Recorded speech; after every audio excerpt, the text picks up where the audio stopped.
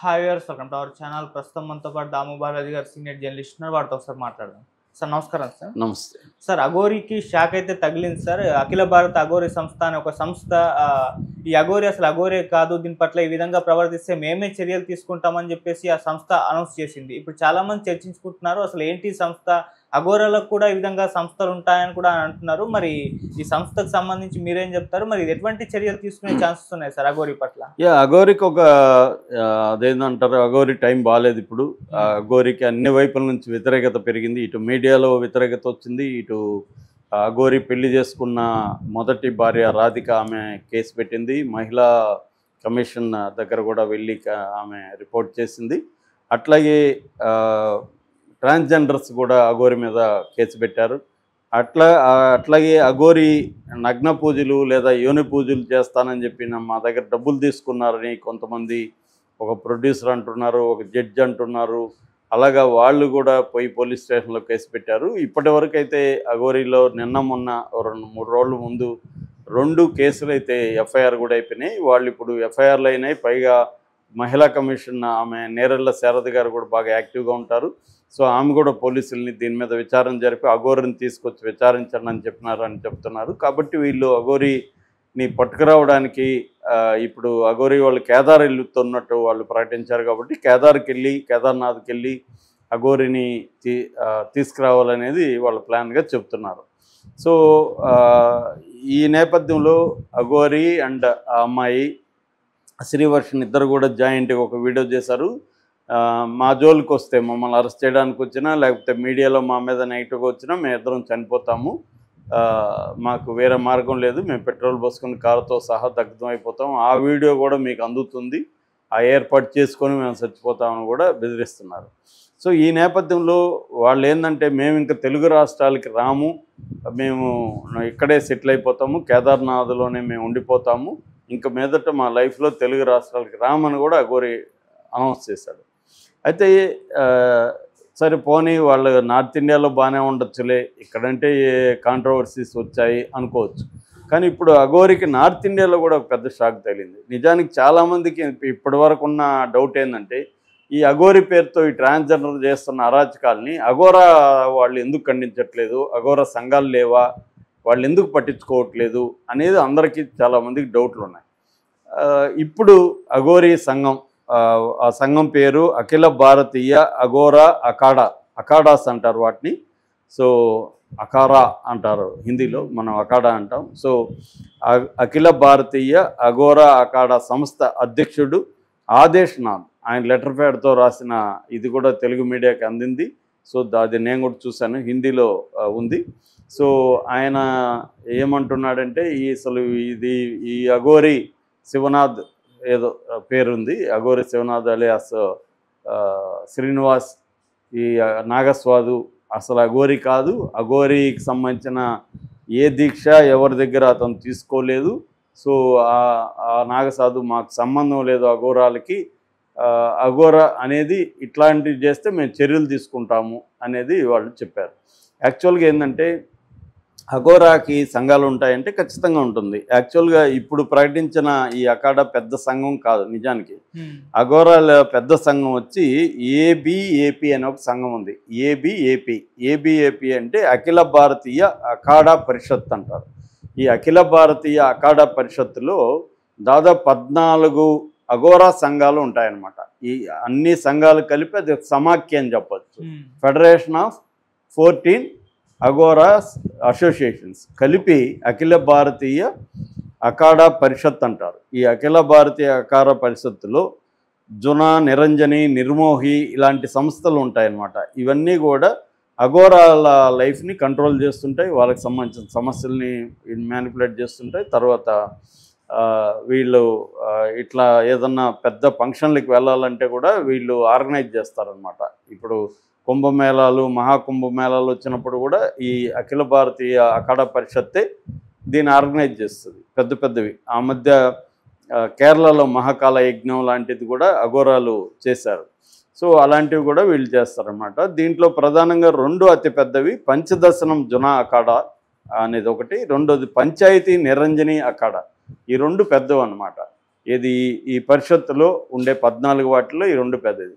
ఇప్పుడు ఎవరైతే నోటీస్ ఇచ్చారో, ప్రకటించారో, ఆ ప్రకటన ఇచ్చిన ఈ ఆదేశ్నాథ్ వాళ్ళ సంస్థ అఖిల భారతీయ అఘోరా అఖాడా ఉంది కదా, అది ఈ 14లో లేదు, అది సపరేట్గా ఉంది. అంటే ప్రధానమైన బాడీలో వాళ్ళు లేరు, ప్రధానమైన బాడీ స్పందించలేదు దీని మీద, అది గుర్తుపెట్టుకోవాలి. ఏదో ఒక చిన్న ఆర్గనైజేషన్ మాత్రమే స్పందించింది. కాకపోతే ఇది ఎక్కడో మొదలైనట్టుగా తెలుస్తుంది. ఇప్పుడు ఇది చేసింది కాబట్టి పెద్ద ఆర్గనైజేషన్లు కూడా స్పందిస్తాయా? స్పందిస్తే మాత్రం ఈ అఘోరికి ఇబ్బందులే. అంటే ఇబ్బందులు అంటే వాళ్ళకి ఏదో దండం పెట్టి సారీ చెప్పి నేను ఇంక మీద చేయనని, నేనేదో నా భార్య పెళ్లి చేసుకున్నా కదా, మేము ఇద్దరు ఏదో కాపురం చేసుకుంటాం, మా లైఫ్ని మేము గడిపేస్తామని వెళ్ళొచ్చు. అంతేగాని సోలం పెట్టుకొని ఇంత ముందులాగా సనాతన ధర్మం గుళ్ళు మీద వచ్చేసి అక్కడ జనం మీద దాడులు చేయడం, ఇవన్నీ మాత్రం ఇంకా అఘోరికి సాధ్యం కాదు. అది అయిపోయింది ఆ పేజ్. అంటే కొంత టైం ఇచ్చారు, అఘోరి విశృంఖలంగా వెళ్ళిపోయింది. ఒక ఆర్గనైజర్, అతనికి ధైర్యం ఉండొచ్చు, శ్రీనివాస్కి తెలివి ఉండొచ్చు, కానీ ఒక ఒక లిమిట్ ఉంటుంది ప్రతిదానికి కూడా. దేనికైనా కొన్ని పరిమితులు ఉంటాయి, చట్టానికి లోబడి ఉండాలి. నేను దేన్ని క్యారీ చేయను అనుకుంటే అది అంత ఈజీగా ఏమి ఉండదు.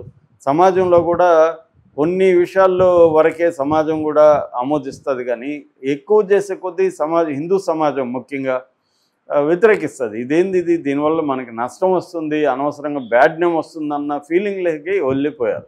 ఇప్పుడు సనాతన ధర్మం ఉన్నప్పుడు సనాతన ధర్మం దీంట్లోనే ఉండాలి. మళ్ళీ ఎందుకు ఇప్పుడు అఘోరికి పెళ్ళిళ్ళు ఎందుకు?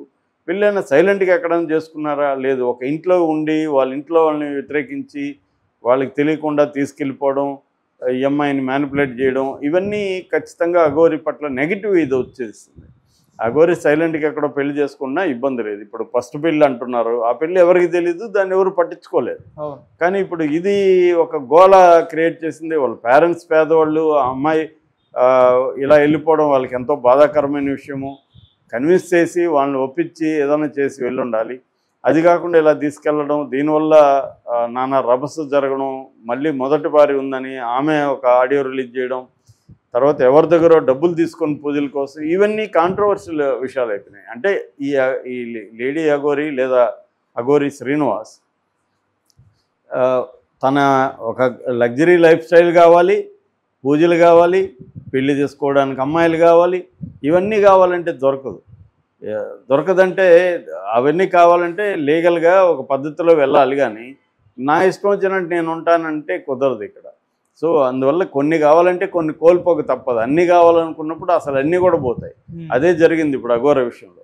అన్నీ కావాలని అత్యాశకి వెళ్ళిపోయేసరికి అన్నీ కూడా పోయే పరిస్థితి ఇప్పుడు క్రియేట్ అయిపోయింది. ఇప్పుడు అఘోరగా ఉండలేదు, ట్రాన్స్జెండర్గా ఉండలేదు. ట్రాన్స్జెండరు ఇక్కడ వ్యతిరేకిస్తున్నారు, అఘోర సంఘాలు వ్యతిరేకిస్తున్నాయి, మీడియా వ్యతిరేకిస్తుంది. మొదటి భార్య కేసు పెట్టింది, ఇంకెవరో డబ్బులు ఇచ్చినారు కేసు పెట్టారు. అన్ని వైపుల నుంచి ఒక్కసారిగా అఘోరికి కష్టాలు చుట్టుముట్టాయి. అందువల్ల ఇప్పుడు మేము చచ్చిపోతామని బెదిరిస్తున్నారు. అది కూడా మళ్ళీ కేసు అవుతుంది, 2 కేసులు అవుతాయి. ఒకటి నేను చచ్చిపోతున్నాం, ఒకటి మేము చచ్చిపోతున్నాం. మేమంటే ఆ అమ్మాయిని కూడా ఇన్ఫ్లుయెన్స్ చేస్తున్నాడు. సో అది కూడా కేసు పెట్టే అవకాశం ఉంది. కాబట్టి అఘోరి మరి అతను తెలివైనోడే అఘోరి శ్రీనివాస్. మరి అతను ఆలోచిస్తాడా దీన్ని ఎలా పరిష్కరించుకోవాలనేది, లేదు బెదిరిద్దామని ఎమోషనల్ బ్లాక్మెయిల్ చేయడం అనేది మొదలు పెడతాడా అనేది చూడాలి. ఎందుకంటే ఇది కొంత పెద్ద విషయమే. ఇది పెద్ద సంఘం కానప్పటికీ ఇది ఒక దగ్గర స్టార్ట్ అయినప్పుడు వీళ్ళు కూడా ఆలోచిస్తారు కదా. నేను ఇందాక చెప్పిన అఖిల భారతీయ అఖాడా పరిషత్ వాళ్ళు కూడా ఆలోచిస్తారు కదా. ఎవరో ఆల్రెడీ వాళ్ళు ఏంటంటే మొన్న కుంభమేళాల్లోనే వాళ్ళ సంఘంలో చర్చకు వచ్చింది ఒక విషయం ఏంటంటే, ప్రజల్లో మన పట్ల అనేక అపోహలు ఉన్నాయి, దాన్ని తొలగించడానికి రాష్ట్ర కమిటీ, జిల్లాల కమిటీలు పెట్టాలని కూడా వాళ్ళు ప్లాన్ చేసుకున్నారు. ఎందుకంటే ఆల్రెడీ అఘోరాల పట్ల అనేక అపోహలు, తప్పుడు అభిప్రాయాలు ఉన్నాయి. అఘోరాలు మా శవాలను తింటారని, అఘోరాలు భయంకరంగా ఉంటారని, శాపాలు పెడతారని, వాళ్ళు కోపం వస్తే ఎవరన్నా చంపేస్తారని, ఇలాంటివి ఏవో ఉన్నాయి. నిజానికి అఘోరాలు అవేమీ లేవు. అఘోరా అనే సెక్ట్ మనకి, నేను ఆల్రెడీ దాని చరిత్ర అంతా చెప్పున్నాను 2-3 సార్లు. 4వ శతాబ్దం నుంచి 8వ శతాబ్దం వరకు క్రీస్తు శకం, ఈ పీరియడ్లో అఘోరా సెక్ట్ అన్ని డెవలప్ అయింది. ఆ తర్వాత 18th సెంచరీలో బాబా కేనారాం వీళ్ళ ఆద్యుడిగా పిలుస్తారు, ఆయన్ని ఫాదర్ ఆఫ్ అఘోరా అనుకోవచ్చు. ఆయన టైంలో అఘోరా అనేది ఒక ఆర్గనైజ్డ్ సెక్ట్గా ఇదైంది. వాళ్ళు ప్రధానంగా కాపాలికులు అంటారు వాళ్ళని. దాంట్లో మళ్ళీ రకరకాల సెక్టులు ఉంది. కాలాముకులు, కాపాలికులు ఇలాగ అంటారు. కాపాలికులు ఏముందంటే కపాలంలో భోంచేస్తారు. కపాలం అంటే వాళ్ళకి ఏంటంటే అద్వైతాన్ని ఫాలో అవుతారు. అద్వైత అనేది ఏంటి? జీవము, జగత్తు, ఈశ్వరుడు, మిథ్య, పరమాత్మ అంటే సూపర్ కాన్షియస్ మాత్రమే సత్యము, మిగతా అంతా మిథ్య అని చెప్పేది అద్వైత. దాన్ని వీళ్ళు ఫాలో అవుతారు, ప్రాక్టీస్ చేస్తారు. అంటే పదార్థం ప్రతిదీ ఒకటే. ఒక ఉల్లగడ్డ బంగాళదుంప కావచ్చు, లేదా ఒక శవం కావచ్చు, ఈ రెండు వాళ్ళకి ఒకటే. ఇది ఒక యాపిల్ తిన్నట్టు శవం కూడా తినాలి, అది వాళ్ళ కాన్సెప్ట్. ఎందుకంటే పదార్థం ఏదైనా మిథ్యే కదా. అసలు ఇవన్నీ మాయ అయినప్పుడు శవం తింటే ఏంటి, యాపిల్ తింటే ఏంటి అన్న ప్రాక్టీస్ కోసం వాళ్ళు శ్మశానాల్లో ఉండడం, శవం మీద కూర్చొని ధ్యానం చేయడం.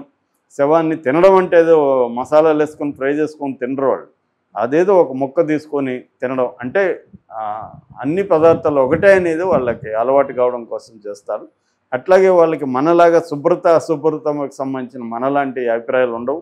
వాళ్ళకి శుభ్రమైన అశుభ్రమైన పెద్ద ఫరక్ లేదు వాళ్ళకి.